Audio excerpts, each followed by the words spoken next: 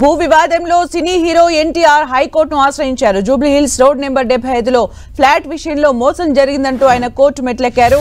2003లో గీతాలక్ష్మి అనే మహిళ దగ్గర ఎన్టీఆర్ ఓ ఫ్లాట్ కొన్నాడు.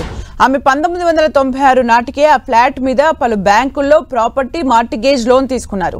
ఆ విషయం ఎన్టీఆర్ కు చెప్పకుండా ఫ్లాట్ విక్రయించారు. కొన్ని రోజుల తర్వాత బ్యాంక్ అధికారులు లోన్ తీర్చినందుకు గాను ప్రాపర్టీ స్వాధీనం చేసుకునేందుకు రాగా విషయం బయటపడింది. దీంతో ఎన్టీఆర్ పోలీసులకు ఫిర్యాదు చేశారు. 2019లో పోలీసులు ఛార్జ్ షీట్ కూడా ఇచ్చారు. కాగా ఎన్టీఆర్ ఈ విషయమై హైకోర్టులో పిటిషన్ వేశారు.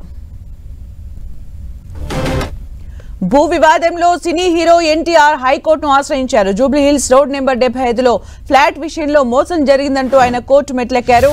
2003లో గీతాలక్ష్మి అనే మహిళ దగ్గర ఎన్టీఆర్ ఓ ఫ్లాట్ కొన్నాడు. ఆమె 1996 నాటికే ఆ ఫ్లాట్ మీద పలు బ్యాంకుల్లో ప్రాపర్టీ మార్టిగేజ్ లోన్ తీసుకున్నారు. ఆ విషయం ఎన్టీఆర్ కు చెప్పకుండా ఫ్లాట్ విక్రయించారు. కొన్ని రోజుల తర్వాత బ్యాంక్ అధికారులు లోన్ తీర్చినందుకు గాను ప్రాపర్టీ స్వాధీనం చేసుకునేందుకు రాగా విషయం బయటపడింది. దీంతో ఎన్టీఆర్ పోలీసులకు ఫిర్యాదు చేశారు. 2019లో పోలీసులు ఛార్జ్ షీట్ కూడా ఇచ్చారు. కాగా ఎన్టీఆర్ ఈ విషయమై హైకోర్టులో పిటిషన్ వేశారు.